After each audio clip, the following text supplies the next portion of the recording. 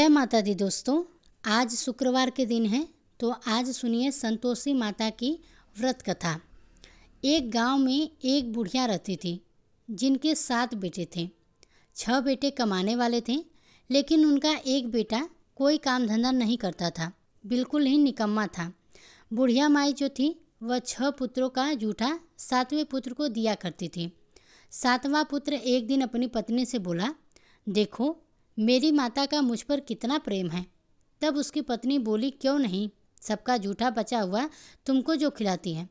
तब वह बोला, जब तक आंखों से नहीं देखूंगा तब तक नहीं मान सकता।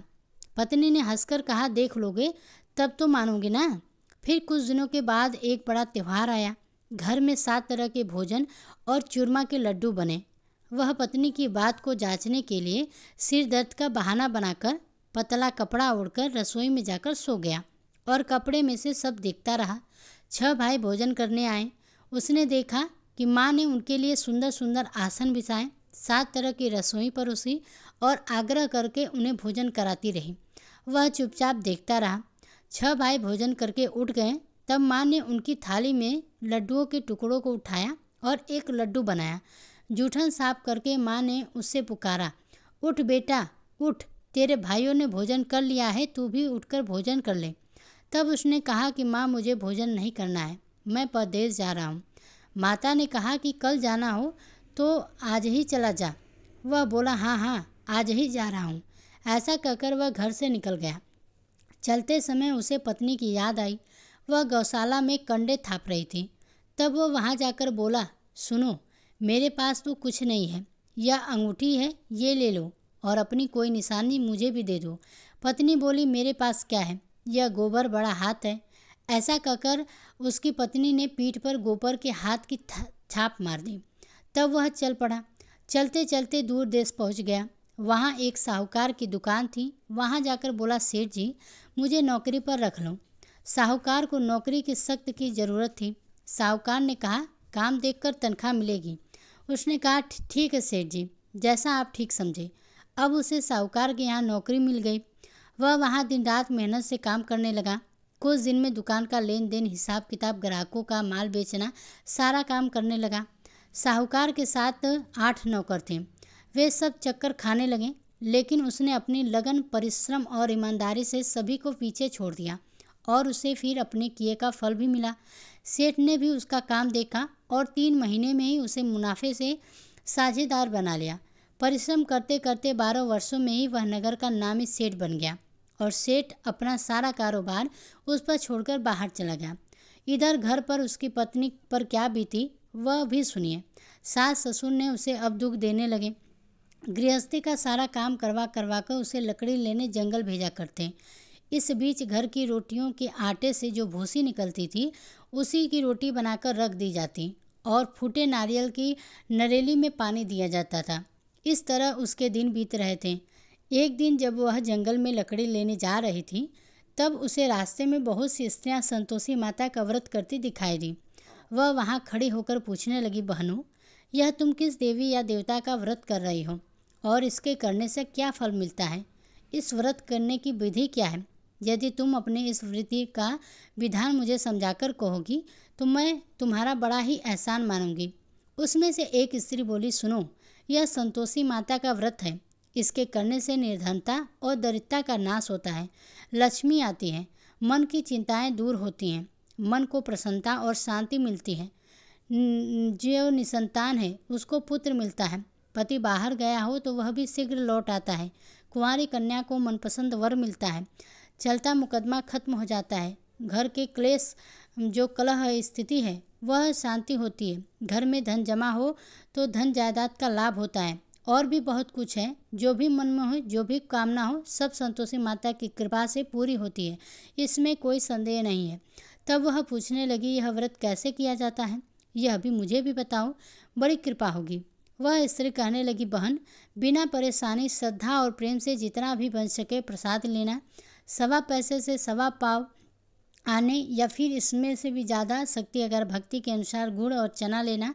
हर शुक्रवार को निराहार रखकर कथा सुनना, कहना। इसके बीच में क्रम टूटना नहीं चाहिए। लगातार नियम का पालन करना। सुनने वाला कोई ना मिले तो घी का दीपक जलाकर उसके आगे जल से भरा हुआ पात्र रखकर कथा कहना, परंतु नियम नहीं टूटना चाहिए। जब तक कार्य सिद्ध ना हो नियम पालन करना और कार्य सिद्ध हो जाने पर व्रत का उद्यापन करना।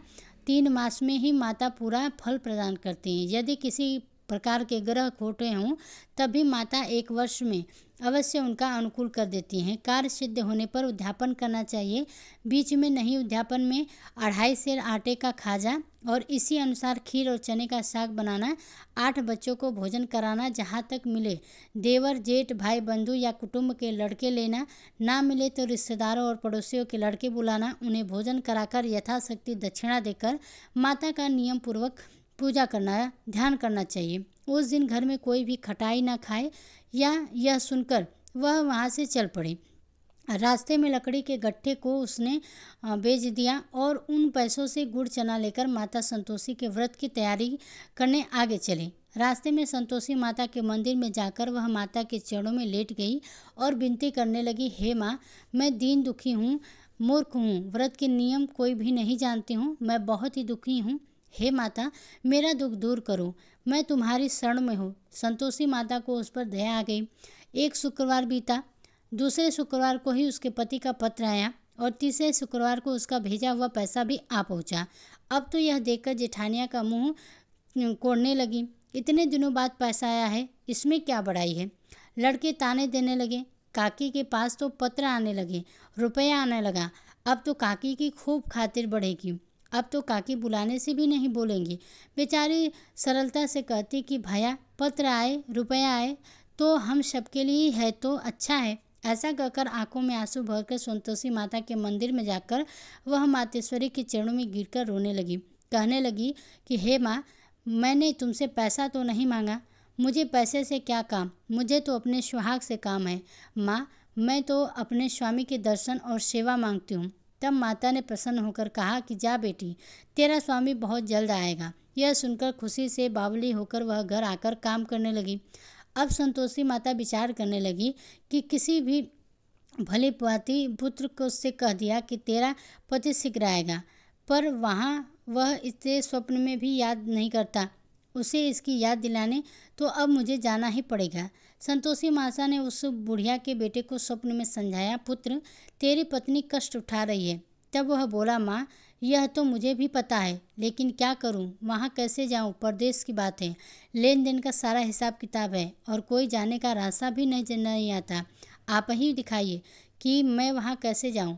तब संतोषी माता कहने लगी, सवेरे नहा धोकर संतोषी माता का नाम लेकर घी का दीपक जलाकर दंडवत कर और दुकान पर जाकर बैठना। देखते ही देखते तेरा लेन देन सब चुक जाएगा और जमा माल बिक जाएगा।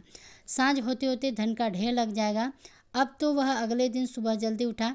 उसने अपने मित्रों परिचितों से स्वप्न में माता द्वारा बताई गई हर बात कही सुनाई। वे सब उसकी बात सुनकर उसकी खिल्ली उड़ाने लगे। कहने लगे, कहीं कभी सपने की बात सच होती है क्या। लेकिन उसमें एक बूढ़ा व्यक्ति बहुत ही समझदार था। वह बोला, देखो भाई, मेरी बात मानो, इस तरह सच या झूठ करने के बदले देवता ने जैसा कहा है वैसा ही करना तेरा क्या जाता है।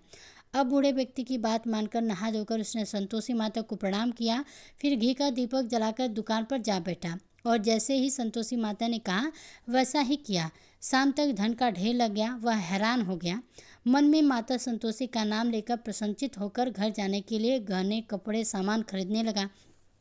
सब काम से निपट कर वह अपने घर के लिए रवाना हुआ। उधर उसकी पत्नी जंगल में लकड़ी लेने गई थी। लौटते समय थक जाने के कारण वह संतोषी माता के मंदिर पर विश्राम करने बैठ गई। यह तो उसका रोज रुकने का स्थान था। तब धूल उड़ती देख उसके माता से पूछा, हे माते, यह धूल कैसे उड़ रही है। संतोषी माता ने कहा, पुत्री, यह देख, तेरा पति आ रहा है। अब तू ऐसा कर कि लकड़ियों के 3 बोझ बना दे। एक नदी के किनारे रख, दूसरी मेरे मंदिर पर और तीसरा अपने सिर पर रख। तेरे पति को लकड़ी का गट्ठा देकर मोह पैदा होगा। यह वहाँ पर रुकेगा, नाश्ता पानी करेगा, माँ से मिलने जाएगा तो लकड़ी का गट्ठा उठाकर जाना और बीच चौक पर गट्ठा डालकर 3 आवाज़ें जोर जोर से लगाना कि लो सासू माँ, लकड़ियों का गट्ठा लो, भूसी की रोटी दो, नारियल के खोप में पानी दो, आज कौन मेहमान आया है। संतोषी माता की बात को सुनकर वह बहुत अच्छा कहकर चल दी। माँ प्रसन्न मन से लकड़ियों की 3 गट्ठा बनाई, एक नदी के तट पर, दूसरा माता के मंदिर पर रख। इतने में ही मुसाफिर वहाँ आ पहुँचा। सूखी लकड़ी देखकर इसको इच्छा हुई कि अब वो यहीं विश्राम कर ले और भोजन बनाकर खा पीकर फिर गांव के लिए चले। इस प्रकार भोजन करके विश्राम करके वह अपने गांव की ओर चल गया। उसी समय बहू सिर पर लकड़ी का गट्ठर लिए आई। उसने गट्ठर को आंगन में डाला, जोर से 3 आवाजें लगाई। लो सासू माँ जी, लकड़ी का गट्ठर लो, भूसी की रोटी दो, नारियल की खोपे में पानी दो, आज कौन मेहमान आया है। यह सुनकर सास ने अपने दिए हुए कष्टों को भुलाने के लिए कहा, बहू तू ऐसा क्यों कर रही है, तेरा पति ही तो आया है, आप बैठ, मीठा भात खाकर कपड़े गहने पहन। पत्नी की आवाज़ सुनकर उसका बाहर पति आया। उसके हाथ में पहनी अंगूठी देखकर और उसकी दशा देखकर वह व्याकुल हो गया। उसने माँ से पूछा, माँ यह कौन है। माँ बोली, बेटा तेरी ही पत्नी है, आज 12 वर्ष हो गए, जब से तू गया है तब से सारे गांव में जानवर की तरह भटकती फिरती है, काम काज तो कुछ करती नहीं, 4 समय खाकर बैठ जाती है, अब मुझे देखकर भूसी की रोटी और नारियल के खोपे में पानी मांगती है। तब वो बोला, माँ मैंने इसे भी देखा है और तुझे भी, मुझे दूसरे घर की चाबी दो, मैं उस समय वहाँ पे रहूँगा। माँ ने कहा, ठीक है बेटा, जैसी तेरी मर्जी। ऐसा कहकर माँ ने चाबी का गुच्छा बेटे के सामने रख दिया। उसने दूसरे घर का खोला, सारा सामान जमाया। एक ही दिन में वहाँ राजा के महल जैसा ठाट बाट हो गया। अब क्या था, वह सुख भोगने लगी। अगला शुक्रवार उसने अपने पति से कहा कि सुनो जी, मुझे संतोषी माता का उद्यापन करना है। पति बोला, बहुत अच्छा है, खुशी से कर लो। अब वह उद्यापन की तैयारी करने लगी। जेठ के लड़कों को भोजन के लिए कहने गई। उन्होंने मंजूर किया, परंतु पीछे से जेठानी ने अपने बच्चों को सिखला दिया कि भोजन के साथ तुम लोग खटाई मांगना, जिससे उसका उद्यापन पूरा ना हो। अब लड़के भोजन करने आए, खीर पेट भर खाई, लेकिन माँ की बात याद आते ही कहने लगे, चाची हमें कुछ खटाई खाने दो, खीर खाना हमें बिल्कुल अच्छा नहीं लगता। लड़के उठ खड़े हुए, फिर बोले, पैसे लाओ। भोले भाले बहू कुछ भी नहीं जानती थी, उसने उन लड़कों को पैसे दे दिए। लड़कों ने बाजार जाकर उन पैसों से इमली खरीदी और खाई। यह सब देखकर अब बहू पर संतोषी माता का कोप हुआ। राजा के दूत उसके पति को पकड़कर ले गए।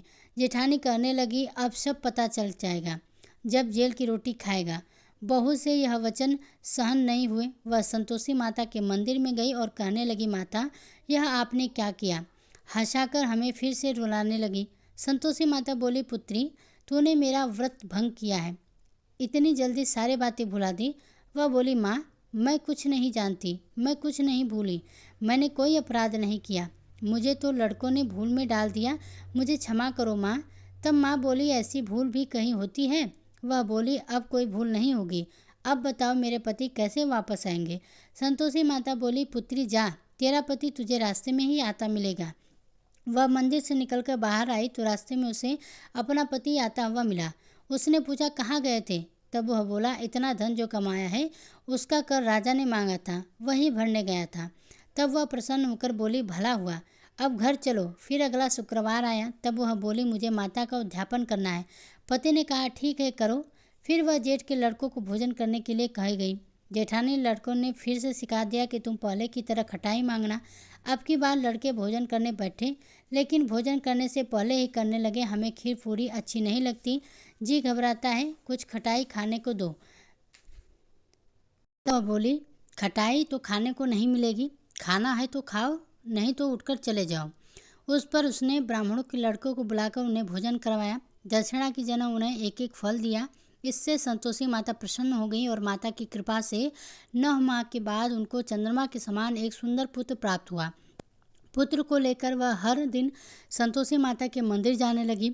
माँ ने सोचा, यह रोज आती है, आज क्यों ना मैं ही इसके घर चलूं, इसका आश्चर्य देखूं तो यह सही कैसे रहती है, कहाँ रहती है। यह विचार कर माता ने भयानक रूप बनाया।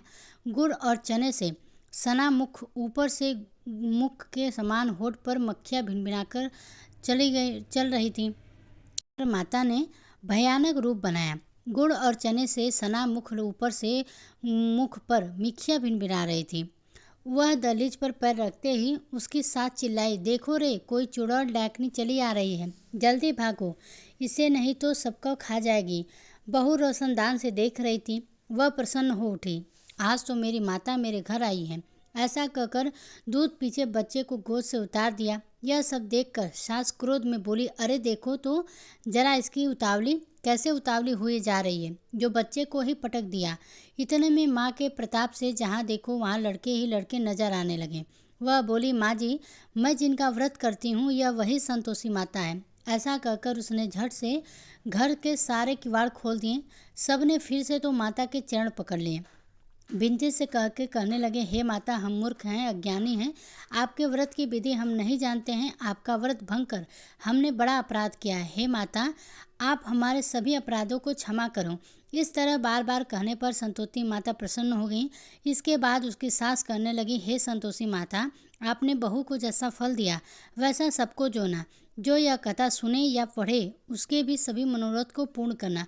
तो प्रेम से बोलिए संतोषी माता की जय। तो दोस्तों, आशा करते हैं कि आपको आज की व्रत कथा पसंद आई होगी। इसी तरह की व्रत कथाओं को सुनने के लिए हमारे चैनल को सब्सक्राइब जरूर कीजिएगा।